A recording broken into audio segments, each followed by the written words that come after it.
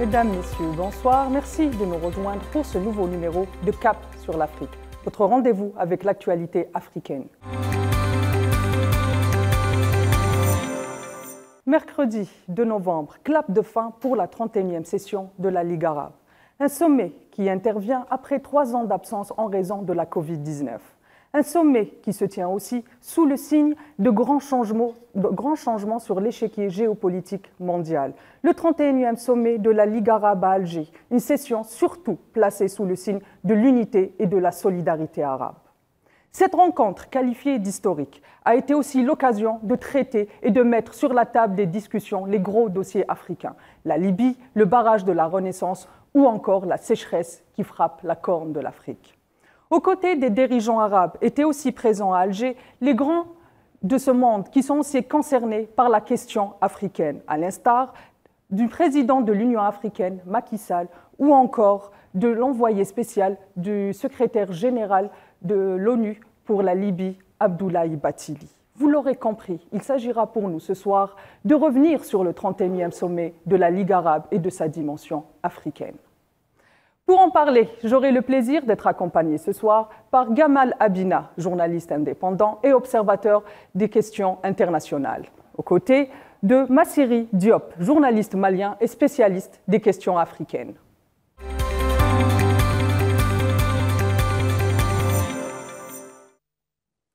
C'est sans surprise que les préoccupations africaines ont été mises sur la table des discussions lors de ce sommet arabe. Pour le comprendre, je commence avec vous, Gamal Abina. Gamal Abina, bonsoir, vous m'entendez? Oui, bonsoir, je vous entends très bien. Alors, pour commencer, j'ai une première question pour vous. À votre avis, quels étaient les gros dossiers africains qui ont été traités lors de ce sommet? Les premiers dossiers africains les plus importants, puisque actuellement il y a la crise ukrainienne qui donne le là littéralement, c'est la question effectivement d'abord de la sécheresse, de l'approvisionnement en nourriture, en blé en particulier par rapport au blé ukrainien qui fait défaut, l'approvisionnement aussi en matière de phosphate, d'engrais. Toutes ces questions sont abordées parce qu'effectivement l'Afrique est en danger, en stress hydrique, on le savait déjà, mais surtout en danger alimentaire, et qu'on a déjà connu des périodes effectivement dans les années 80 qui ont conduit à des sécheresses très dures et qui ont eu des conséquences extrêmement dommageables pour beaucoup de pays subsahariens. Donc ces questions sont abordées, des questions économiques, des questions de présence d'investissement arabe dans la région, puisque la Chine étant le grand investisseur, eh bien, les États arabes ont tendance à vouloir penser qu'il va falloir qu'ils prennent aussi au sérieux ces investissements, et puis surtout des questions de collaboration et de coopération bilatérale, parce qu'il faut se rappeler tout de même que 2 tiers des pays arabes sont des pays africains. Très bien. Je reviens vers vous, Massiri. Vous m'entendez? Parfaitement bien. À la lumière de ce que vient de nous dire Gamal, à votre avis, quel est justement le rôle du monde arabe aujourd'hui en Afrique? Rebonsoir.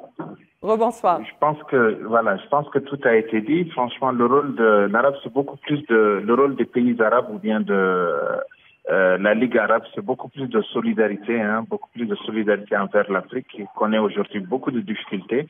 Vous avez eu tantôt à le rappeler, il y a la sécheresse qui est en train de menacer, il y a aussi la crise de la famine, une crise de la famine qu'on dit d'ailleurs sans précédent, qui a également ce profil à l'horizon avec la crise ukrainienne. Donc c'est beaucoup plus de solidarité et beaucoup plus d'investissement. On attend aussi de la Ligue arabe beaucoup plus de cohésion parce qu'on ne peut pas mener toutes ces actions sans avoir une cohésion assez forte en son sein. Une dernière question pour cette première partie. Je reviens vers vous, Gamal. La Banque arabe de développement économique, BADEA, va s'orienter vers le secteur privé aussi. Est-ce que justement c'est là le renouveau des relations entre le monde arabe et l'Afrique? Il faut faire un petit rappel historique pour se situer par rapport à l'Afrique. Les relations entre le monde arabe et l'Afrique ont commencé en 63 de façon assez appuyée, puis après c'était un petit peu tendu dans la mesure où les Africains ont reconnu Israël. En 73, il y a eu une solidarité des Africains par rapport à la cause palestinienne, ce qui a raffermi la relation des Arabes et des Africains. Et surtout, il y a eu 4 sommets importants qui ont eu lieu à partir de 77 en Égypte, puis à Sirte sous l'égide de Kadhafi, et qui a reconnu d'ailleurs la traite négrière, puis ensuite un sommet après les révolutions arabes en 2013 au Koweït et un sommet à nouveau qui a eu lieu cette fois-ci à Malabo, mais qui est un sommet en demi-teinte puisque la plupart des pays arabes n'ont pas été présents pour les questions du Sahara occidental. Mais il y a eu 4 grands sommets importants. Le 5e était prévu en Arabie, il a été ajourné pour des raisons de Covid. 4 sommets, donc 5 en perspective, importants qui auraient dû avoir lieu, qui avaient une tendance à vouloir raffermir la relation économique, culturelle entre le monde arabe et le monde africain. Je l'ai dit tout à l'heure, 2 tiers des pays arabes sont des pays africains, il ne faut jamais l'oublier. Donc ça signifie que l'Afrique est forcément intrinsèquement liée avec la constitution du monde arabe, puisque l'essentiel des populations arabes sont en Afrique. Et surtout de se rappeler une chose importante, c'est que le monde arabe bénéficie de la rente pétrolière et gazière, dont beaucoup de pays africains commencent à en bénéficier, c'est vrai, mais dont beaucoup d'autres, malheureusement, n'en bénéficient pas du tout. Donc cette convergence d'intérêts avec ces fameuses banques qui sont mises en place ont 2 buts. Le premier, d'abord, c'est de dynamiser les relations bilatérales, effectivement, dans des relations équilibrées. Et le second, c'est de faire face à la Bank of China, la banque chinoise, qui, elle, investit massivement dans des infrastructures, dans des investissements productifs et qui profite évidemment à la Chine, puisque l'Afrique regorge de ressources minières, gazières, pétrolières. Et c'est un continent en devenir, en construction. Donc c'est vrai que ces banques sont en gros les bras armés qui permettraient de développer la relation entre le monde arabe et le monde africain. Et un détail sur les derniers investissements de la BADEA en Afrique. Alors déjà, il y a une question qui se pose de façon cruciale, on voit beaucoup avec les pays du Golfe particulièrement, qui sont des pays arides, voire très arides, ou en stress hydrique, donc ils n'ont pas beaucoup d'eau. Ils ne peuvent ils peuvent très peu produire d'agriculture, et ils achètent massivement dans les pays africains, particulièrement le Soudan, qui est le grenier à blé, mais aussi l'Éthiopie. Ils achètent beaucoup de terres arables pour pouvoir garantir leur sécurité alimentaire. Et cette sécurité doit être garantie dans les 2 sens. On a parlé tout à l'heure des sécheresses, effectivement, ces investissements au sens là. Ensuite, les investissements plus lourds, malheureusement, font défaut au monde arabe. Ils sont très peu présents dans les investissements productifs, et ce qui fait que, évidemment, les concurrents comme les Turcs, les Chinois, les Iraniens sont bien positionnés en Afrique, ce que ne sont malheureusement que très peu, voire pas du tout les Arabes. Merci pour toutes ces précisions et nous allons passer à la deuxième partie de cette émission.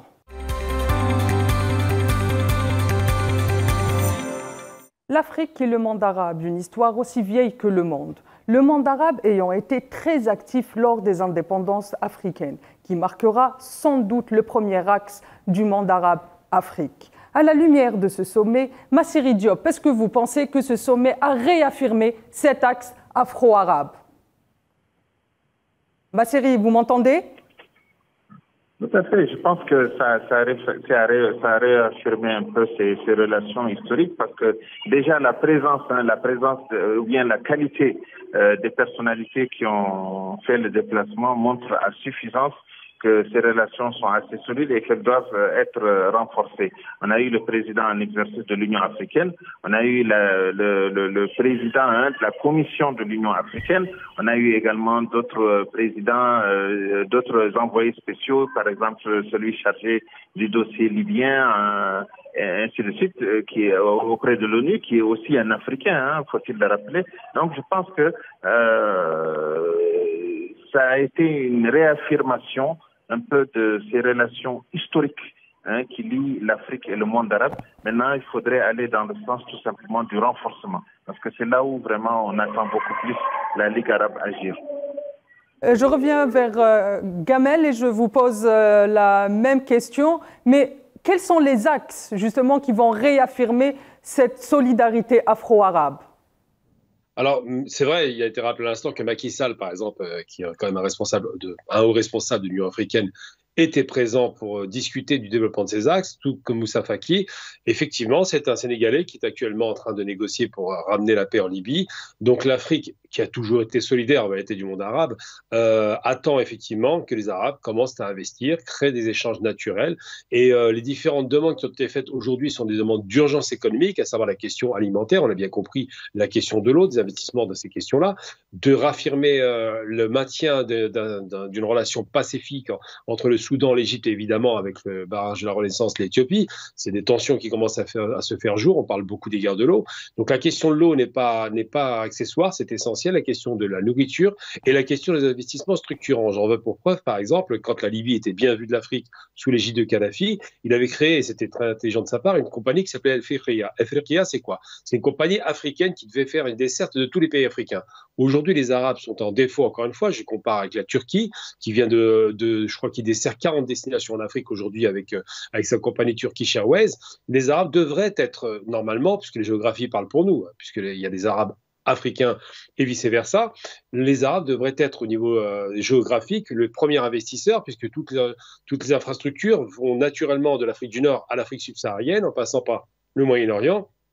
Tout est possible par voie terrestre, tout est possible par voie aérienne, et malheureusement, les Africains demanderaient plus d'investissement de la part des Arabes. Aujourd'hui, il y a un changement, effectivement, on se rend bien compte de la donne géopolitique, et il est possible et probable même que les Arabes réinvestissent dans la zone africaine pour des raisons évidentes, c'est que le changement de paradigme mondial politique a tendance à pousser les pays qui étaient à l'époque plus ou moins alignés sur les positions américaines à se rapprocher de leur zone géographique naturelle, l'Afrique, Moyen-Orient, Asie.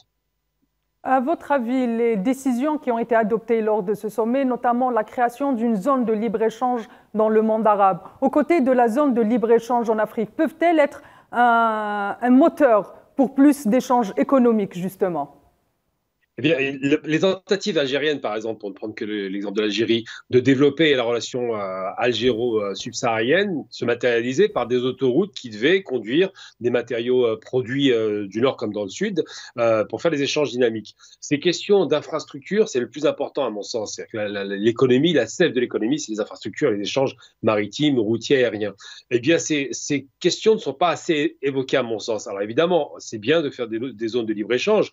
On les voit, elles sont un peu partout, au Moyen-Orient, dans le Conseil de coopération, en Afrique du Nord, avec les tentatives de raviver l'idée de l'Union du Maghreb arabe. Ces zones spéciales d'échange régionales sont des choses positives qu'on voit avec la CEDEAO, par exemple, mais elles ne suffisent pas. Il faut d'abord et avant toute chose pour l'Afrique des infrastructures solides qui permettent de dynamiser les échanges. Tant que ces infrastructures ne sont pas en place, tant que la sécurité n'est pas rétablie dans les zones subsahariennes, tant que toutes ces questions ne sont pas réglées, eh bien, ça reste de purs vœux, enfin, c'est des vœux pieux en vérité. On parle de beaucoup de choses, on signe beaucoup d'accords, mais pour matérialiser ça sur le terrain, il faut déjà que les infrastructures qui permettent de garantir ces échanges soient en place, et c'est ce qui fait défaut à l'Afrique actuellement. Je vous pose la même question, Masseri. Est-ce que vous m'entendez? Monsieur Masseri, vous m'entendez? Parfaitement, je vous entends, je vous entends. Je vous repose la même question. Est-ce qu'aujourd'hui, les zones de libre-échange peuvent être un moteur pour plus d'économie, pour plus d'échanges économiques entre les deux régions? Oui, absolument. Les zones de libre-échange sont très importantes, mais déjà, il faut des préalables. Il faut des préalables parce que, vous savez, le fossé est assez grand et je crois qu'il faut aller vers des rapprochements, des points de convergence. Par exemple, je crois qu'en Afrique, il y a certains problèmes qui peuvent, par exemple, trouver des solutions auprès du monde arabe. Et là, on irait plus vers la même direction. Par exemple, les problèmes de route, ça c'est un problème assez crucial en Afrique. Les problèmes aussi d'électricité, ça aussi c'est un autre problème. Les problèmes d'éducation, ça aussi c'est un autre souci. Et surtout, l'un des plus grands problèmes, c'est surtout au niveau de la sécurité. Aujourd'hui, vous voyez qu'il y a beaucoup de foyers de tension dans les pays africains. Je pense qu'avec la médiation que certains pays arabes pourraient faire, on pourrait parvenir, par exemple, à avoir des solutions ou bien à avoir en tout cas moins de conflits. Avant, on voyait un peu Kadhafi s'investir beaucoup plus lorsqu'il y avait des foyers de tension et autres. Et je pense que ces initiatives ne sont plus là aujourd'hui. Et c'est là où on remarque un peu l'absence des pays arabes. Donc je crois qu'il y a des préalables avant vraiment d'aller vers tout ce qui est rapprochement entre les zones de libre-échange. Vous avez parlé de points de convergence. Quels sont justement ces points de convergence entre l'Afrique et le monde arabe? Il y en a plusieurs, il y en a plusieurs. Comme on l'a rappelé au tout début de l'émission, beaucoup aujourd'hui de pays membres de la Ligue arabe sont aussi membres de l'Union africaine et sont dans le continent africain. Les populations d'abord, ça aussi c'est une autre donne assez importante à prendre en compte. Et puis aussi il y a beaucoup d'autres comme au niveau de la culture, au niveau des échanges, nous avons beaucoup de points de convergence. Il y a, par exemple, même au sein de l'Union africaine, il y a un comité assez spécial qui réunit les deux mondes pour essayer de voir un peu quels sont les différents types de projets où on devrait travailler ensemble. Donc, il y en a plusieurs et c'est là où vraiment il faut mettre l'accent et, comme je l'ai dit tantôt, essayer au moins de voir un peu les problèmes qui sont assez sérieux et qui se posent avec acuité en Afrique, c'est le déficit d'électricité, le manque d'infrastructures, le problème d'éducation et surtout les foyers de tension qui sont en train de se développer un peu partout, comme en Afrique centrale, dans le Sahel et dans la Corne de l'Afrique. Aux côtés des abcès sécuritaires et de manque d'infrastructures, il y a aussi des points positifs de la relation afro-arabe, notamment la lutte contre le colonialisme. En Palestine notamment, lors de ce sommet, il a été question de la déclaration d'Alger aussi. Les pays africains ont toujours montré leur solidarité avec le peuple palestinien dans sa lutte contre l'entité sioniste. La Palestine est membre observateur de l'Union africaine, chose qui a été refusée à l'entité sioniste. Gamel Abina, est-ce que vous pensez que cette question pourrait être justement un fédérateur de l'ensemble des pays arabes et des pays africains ? Ça a déjà été le cas parce qu'Israël avait fait un gros travail. Donc les sionistes ont travaillé dans le sens de dynamiser leurs relations avec l'Afrique et en même temps, ils soutenaient le régime d'apartheid raciste de l'Afrique du Sud. Donc ils étaient sur des positions un petit peu louches par rapport à ces questions africaines. C'est un État colonial, on le sait. Les Africains sont des États anciennement colonisés pour la plupart d'entre eux, pour même quasiment la totalité d'entre eux, puisqu'il n'y a que l'Éthiopie qui n'a pas été colonisée. Et à partir de là, eh bien, la relation afro-arabe est une relation qui, de ce point de vue, par rapport à ce passé colonial qui a du mal à passer, c'est normal, puisque la violence était grande, se disent que la Palestine subit la même chose dans le même état de fait, par les mêmes puissances impériales occidentales, et que Israël devient, depuis 1973 surtout, l'agresseur. Et donc les Africains se sont très rapidement solidarisés des Arabes en 1973, et la contrepartie, c'est que les Arabes ont dit « nous allons boycotter le reste du monde par rapport au pétrole dont les prix se sont envolés », mais ils ont garanti l'approvisionnement aux Africains, des pays qui ont été donc favorables aux Palestiniens, d'un pétrole pas cher. Donc cette convergence de la diplomatie que j'appellerais du portefeuille, du porte-monnaie, est une diplomatie dont les Arabes peuvent largement, sur laquelle ils peuvent s'appuyer pour dire « nous sommes en mesure de vous aider économiquement ». D'ailleurs, toutes les infrastructures mises en place actuellement de la relation afro-arabe sont surtout des infrastructures de fonds d'investissement, de banques, de développement. Il n'y a pas d'autres, malheureusement, infrastructures, c'est ce qui manque, alors que ce serait nécessaire. Mais il n'en demeure pas moins qu'effectivement, la relation, j'ai envie de dire, la relation d'un passé commun où toute l'Afrique était colonisée en voyant la Palestine, tout le monde se souvient du traitement des Sud-Africains, des Palestiniens et de tous les pays qui ont subi la barbarie coloniale et se disent finalement, il vaut mieux se mettre du côté arabe parce que finalement, c'est un peu le camp du bien, entre guillemets. Je caricature, je fais un petit peu la bouche, mais il est certain qu'aujourd'hui, les Africains, on se sent solidaires des Palestiniens parce qu'ils ont un sentiment de douleur commune, et c'est normal. Après, la question des Arabes, pour les remercier, entre guillemets, grosses guillemets, c'est de dire aux Africains, nous allons investir chez vous aussi, nous allons développer la relation. Mais c'est vrai que ça a été rappelé il y a quelques minutes, sans sécurité, et je le rappelle tout le temps, sans sécurité, pas de développement. On ne peut pas espérer faire de l'agriculture si vous avez une guerre sur le territoire, ou si vous avez ou si vous avez du terrorisme ou du séparatisme. Donc toutes ces questions sont convergentes, elles sont des questions qui sont communes aux Africains et aux Arabes, et ces questions doivent être réglées en bonne intelligence, en relation bilatérale et en co-développement. Donc ces questions sont posées effectivement, et la question palestinienne en fait partie. Vous avez parlé de questions sécuritaires. On sait très bien qu'aujourd'hui, les questions sécuritaires, il y a aussi beaucoup d'influence de l'étranger. Comment est-ce que le monde arabe et l'Union africaine peuvent passer ces questions de façon globale, mais aussi en solidarité afro-arabe? Alors déjà, on sait très bien que ceux qui tirent les ficelles souvent sont ceux qui perdent du terrain en Afrique. Je parle des anciennes puissances coloniales. Elles ont toujours tenté des guerres par proxy, des guerres par destination, en instrumentalisant une partie contre l'autre. On l'a vu, ce qui s'est passé en République centrafricaine. On l'a échappé, et Dieu merci, à une guerre civile. Les Russes sont intervenus pour stopper cela. On le voit au Mali, où ils ont tenté effectivement de fracturer le territoire. À chaque fois que l'occidental intervient dans une région africaine ou arabe d'ailleurs, ils cherchent à diviser le territoire en 2 ou 3 parties. Ils y sont largement parvenus en Somalie. Malheureusement, on le déplore. Ils y étaient parvenus à l'époque au Yémen, qui était divisé en 2 parties, puis réconcilié entre guillemets en 90. Mais à chaque fois ou le Soudan, divisé en 2 parties, Mais effectivement, ces gens-là, lorsqu'ils perdent de pied, créent des instabilités chroniques et des guerres civiles. Alors, c'est normal, ils font la guerre pour l'argent. Par contre, les Africains font la guerre pour l'émancipation. Et les Arabes ont tout intérêt à soutenir leurs frères africains dans le même sens. D'abord, pour rappeler une chose, l'arabité, comme je l'entends, n'est pas une ethnie, mais c'est une culture. C'est très important de le rappeler, parce qu'on a des Arabes blancs comme des Arabes noirs. Donc, c'est important de se rappeler que nous sommes Africains et que nous avons un devoir par rapport aux frères africains de les soutenir lorsqu'ils traversent des moments difficiles. Tout comme les Africains le montrent par rapport à la question libyenne, ils ont un devoir de soutenir leurs anciens soutiens parce qu'effectivement, souvenons-nous quand même que l'Afrique du Sud, le pays le plus raciste de la Terre, bien les pays qui ont été le plus en avant-poste pour soutenir la lutte pour la libération et l'émancipation des Noirs sud-africains, c'était l'Algérie, c'était la Libye et c'était évidemment l'Iran. Donc c'est vous dire réellement que la question ethnique n'intervient pas dedans, c'est une question de droits humains, c'est une question de dignité, c'est une question simplement de respect de l'humanité. Et en substance, les pays africains ont des points de convergence de ce point de vue-là avec les pays arabes. Masseri, vous m'entendez? J'ai une question dans le même sens. La déclaration finale du 31e sommet d'Alger, il a été question de beaucoup de souveraineté, mais aussi d'économie. Est-ce qu'à votre avis, là aussi, c'est le nouveau chemin de l'Afrique et du monde arabe? Oui, tout à fait, tout à fait. Vous savez, aujourd'hui, l'économie, c'est ce qui gouverne un peu le monde. Parce que si vous voyez les plus grands conflits aujourd'hui, l'économie est surtout à la base un peu de cela. Donc, c'est important à ce qu'on puisse se retrouver autour de ces points de convergence et puis aussi avoir la même vision. Tout à l'heure, vous parliez de problèmes de souveraineté, de problèmes.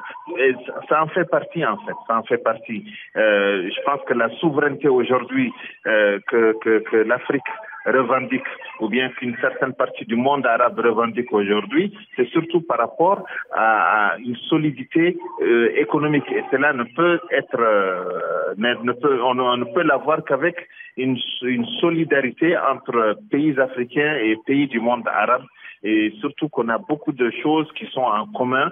Est-ce que vous voyez? Donc c'est là où on se retrouve parce que le problème de lutte contre l'impérialisme n'a pas commencé aujourd'hui en Afrique. Et je pense qu'aujourd'hui également, c'est un point que partage également le monde arabe dans sa globalité. Donc là également, ce sont des aspects sur lesquels on peut se retrouver, mais tout cela ne peut être possible, encore une fois, que si on met beaucoup plus les investissements sur des projets porteurs en avant. Est-ce que vous avez compris? Et ne pas laisser surtout la place aux autres faire des initiatives. Par exemple, vous avez la francophonie. Vous avez des organisations comme le Commonwealth aujourd'hui qui attirent beaucoup de pays africains. Mais pourquoi également le monde arabe ne créerait pas aussi une genre d'organisation de ce genre pour beaucoup plus promouvoir la culture arabe et également même la langue arabe? Parce que ça aussi, ce sont des aspects sur lesquels les autres jouent pour affaiblir un peu les pays africains ou affaiblir un peu les pays africains entre eux. En tout cas, sur un dernier aspect que j'aimerais surtout discuter par rapport à ce sujet, vous avez parlé de l'Israël. Le problème de l'entité sioniste est assez sérieux parce que c'est pas seulement qu'en Afrique qu'il y a des points de vue divergents, mais également dans le monde arabe, on voit qu'il n'y a pas une entente autour. Il y a un pays voisin de l'Algérie qui a reconnu l'Israël et a rétabli des relations assez spécifiques. Donc vous voyez que tout cela, ça peut à l'avenir causer des problèmes. Donc il faudrait qu'on puisse s'entendre pour que la dénonciation de ce que fait l'entité sioniste soit la même et soit beaucoup plus réaffirmée avec force pour que dorénavant nous puissions travailler, d'autant plus que nous partageons vraiment cette lutte que mène aujourd'hui le peuple palestinien pour sa souveraineté et pour son indépendance. Justement, vous parlez de lutte, Monsieur Masseri. Est-ce qu'aujourd'hui, Gamal Abina, je reviens vers vous, la participation de Ilham Aliyev, président des non-alignés, fait partie de ces enjeux auxquels doit faire le monde arabe face à l'impérialisme mondial, entre parenthèses? Je pense que le retour de ce rideau de fer qui est retombé à nouveau avec la question ukrainienne de la guerre froide, donc ce partage du monde entre l'Est et l'Ouest a mis un terme à l'hégémonie américaine qui était quand même, il faut le rappeler, depuis 30 ans, le pays qui a produit le plus de guerres. C'était une catastrophe destruction de la Syrie, destruction de l'Irak, destruction de la Libye, destruction de la Somalie, parce qu'on oublie toujours la Somalie, le Soudan qui était en guerre en permanence avec une partition du Soudan. Les États-Unis ont fait la fête partout en Afrique et au Moyen-Orient et se sont fait plaisir à détruire des pays qui avaient quand même une légitimité historique très ancienne et surtout qui étaient unis. Donc effectivement, quand on voit Ilham Aliyev qui débarque par exemple comme membre d'un allié, ou encore une fois l'Indonésie qui se réaffirme par rapport à Bandung, on se rend bien compte que le monde est en train de changer et qu'effectivement, et là je rejoins notre ami par rapport à la question de la langue, parce que la langue est quelque chose d'important pour dominer. Il faut se rappeler que la langue, par exemple, pour le monde arabe, et je ne parle pas des non-alignés, mais le monde arabe en lui-même déjà, c'était un vecteur commercial. Pas seulement religieux, on a tendance à l'oublier, mais c'était la langue de la diplomatie aussi. Eh bien, je pense que les Africains pourraient se libérer par la langue, il faut absolument qu'ils le fassent, et surtout qu'ils se débarrassent de la monnaie de singe qu'on appelle le franc CFA. Les Kadhafi avaient tenté en son temps, et c'est dommage qu'il ait été assassiné, de créer le dinar d'or, une monnaie unitaire avec une banque centrale africaine, pour créer une liaison importante entre les pays africains par rapport à un référentiel qui serait l'or, une monnaie très solide en l'occurrence. Bon, ça a été avorté malheureusement pour les raisons qu'on connaît depuis 2011. Il n'en demeure pas moins qu'aujourd'hui, la question de la langue est essentielle en Afrique. La circulation de la langue est importante. Ça ne doit plus être l'anglais ni le français. Et la question de la circulation des marchandises par une monnaie unitaire serait, à mon sens, essentielle. Créer une monnaie de convergence, quitte à ce qu'elle soit dématérialisée, comme les bitcoins, mais une monnaie unitaire africaine. Et puis surtout, se réaffirmer en tant que non-aligné. On n'est pas obligé de se positionner du côté occidental ou du côté oriental par rapport aux Russes. On peut très bien se positionner par une singularité, une troisième voie à nouveau, qui pourrait être une voie d'émancipation. Donc c'est vrai qu'Aliyev qui débarque, ça a du sens. Merci, Monsieur Habina. Malheureusement, le temps nous est imparti. Gamel Habina, merci de nous avoir accompagnés tout au long de cette émission. Je remercie également Monsieur Massiri pour ses réponses pertinentes. Quant à moi, je vous donne rendez-vous la semaine prochaine pour un nouveau numéro de Cap sur l'Afrique.